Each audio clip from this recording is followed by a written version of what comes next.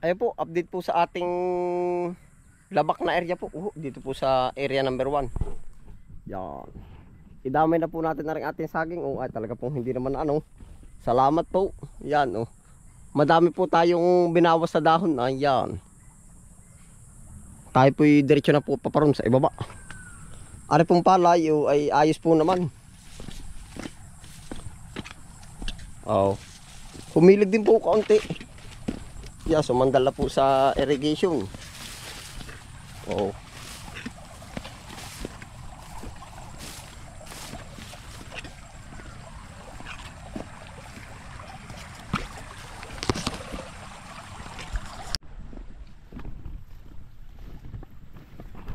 Tapos po titingnan uli natin dun yung ating mga ginawang dahon ng saging kung anong nangyari na po. Pasalamat itong kila Kuya Rodel naanihan na po. Nakailang pitak na silang ani. Yan po ang maganda at hindi po yan naabot, wala pong na damage diyan. Gawa po nung bago bumagyo ay nagapas na nila. Ito namang atin wala po tayong aanuhin, papangambahin at gawa ng maberde pa po, mag-green pa.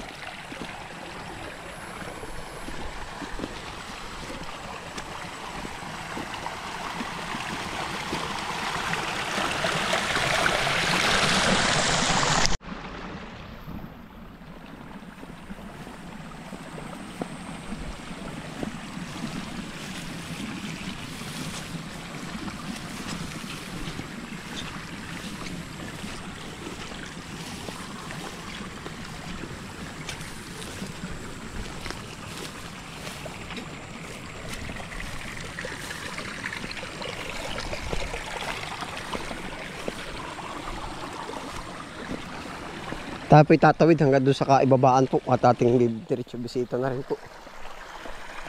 Parang may mga natumba din po doon sa aging ay sa mga gilid ng palayan.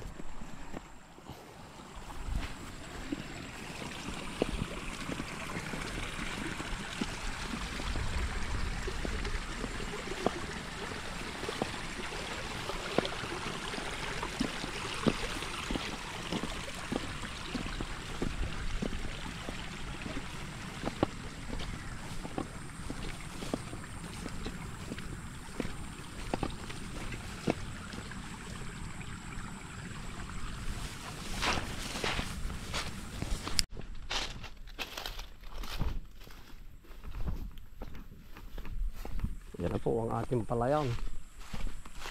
Dito nagtumbahan din ang saging nila.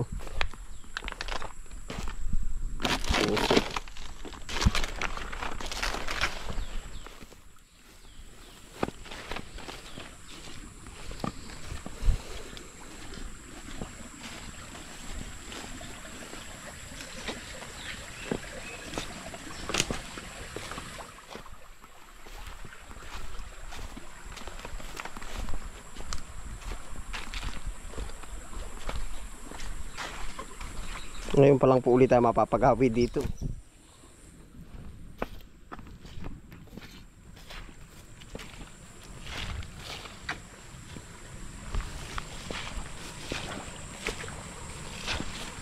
Na pause irrigation ang tubig. Oh.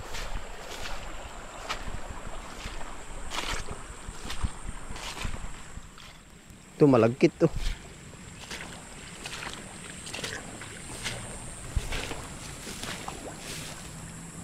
Malagkit pala ari kay Kuya. Kay Kuya Larry. Ari po ang sa atin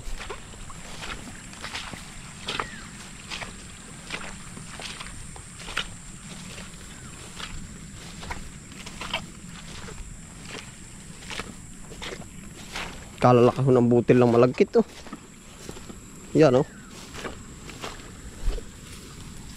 Oh.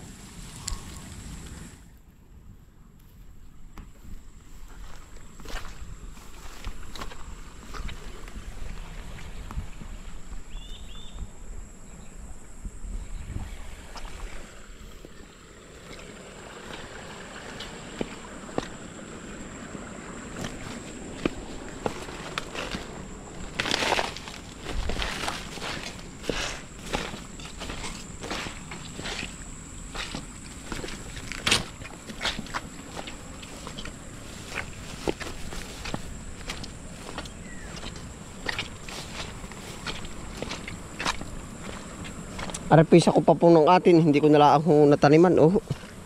Yan oh. Lakas ng tubig.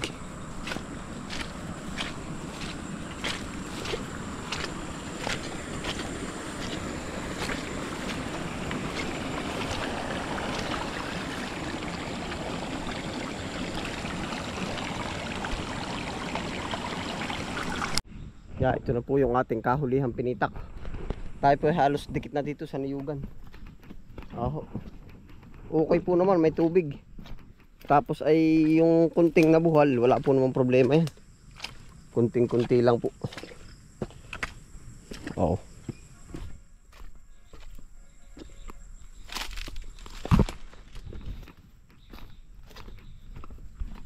Ordinary variety po, aring ating ano. Aring ating palay din eh. Ordinary variety.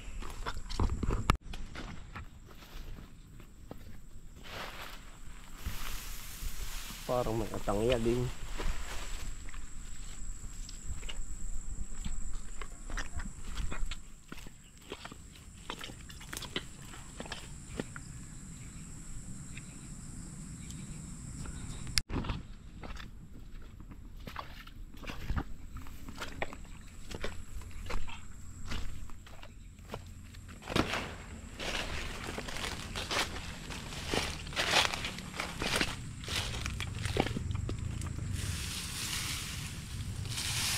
Parang spray na naman sa atang niya.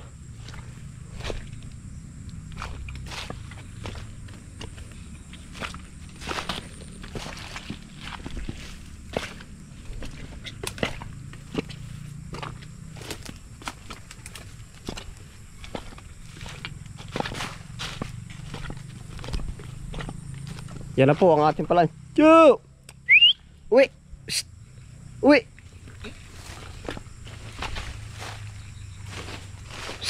Uy! Oh.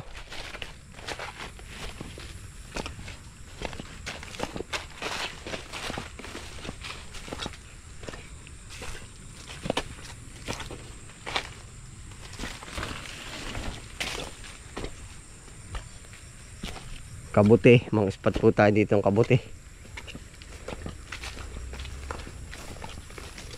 Wala. Sa kabila. Okay po. Yan oh. Green na green. Maganda pong pangitain yan sa ating palay. Yung maberde siya.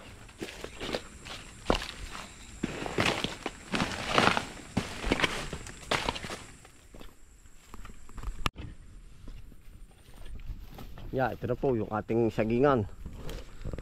Kumusta? Okay naman po oh. Walang pinabagsak Ayun, buklo naman po. Wala pong problema yan.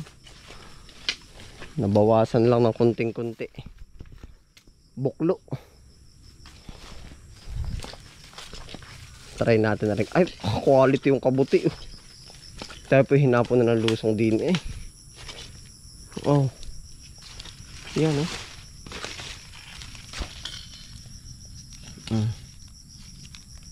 Quality po.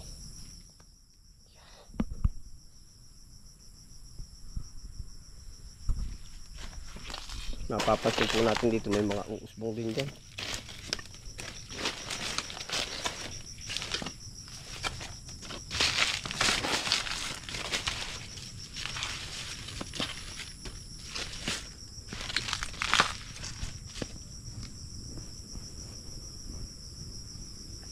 Papaya.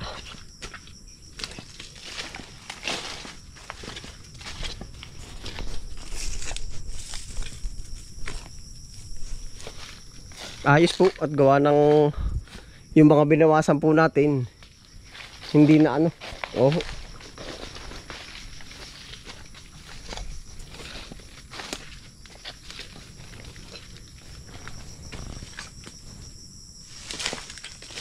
iisa po parang kabuti pati.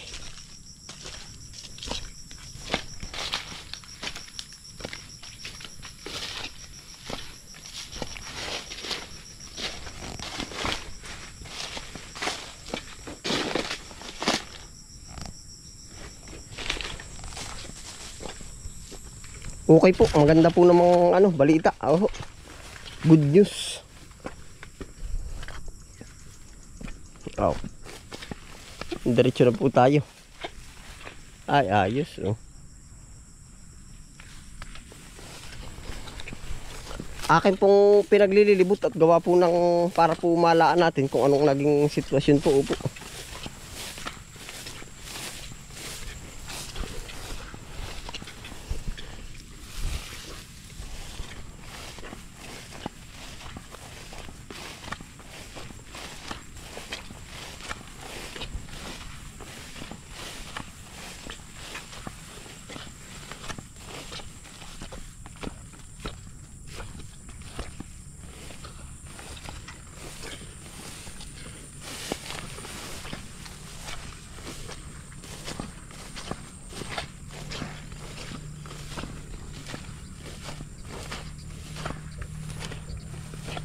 Ito na po ang kondisyon ng ating palay.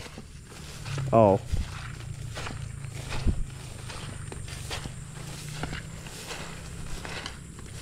Mga po mga ano pa. Mga 15 days, 10 to 15 days. Opo. Lapit na po tayo uling mag-harvest ng palay.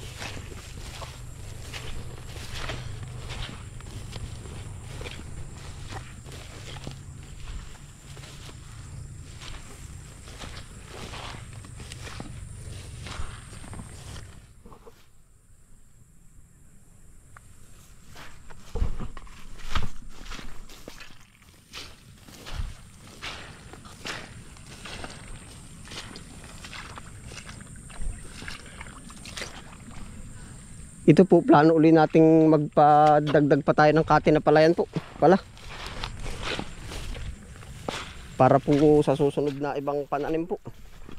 Gawa po ng tayo po ay medyo hinay muna sa palay. Oh. Siguro sa gulay muna tayo, alin man ang mais or sibuyas. Gawa po ng iba pa po ngayon ang ano, sitwasyon ng presyo ng palay. Ay parang hindi po tayo kikita. Yeah, siguro po pala ito ating kakanalan dito.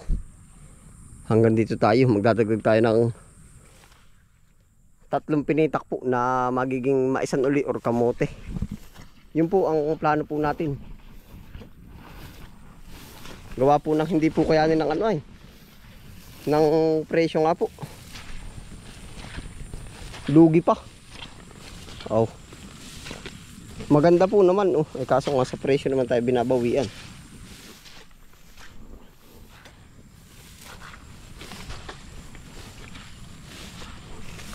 Ayun po, ay paano po? Salamat po sa inyo pagsama. Ano po yan? Ingat po lahat. Happy lang po. Bye.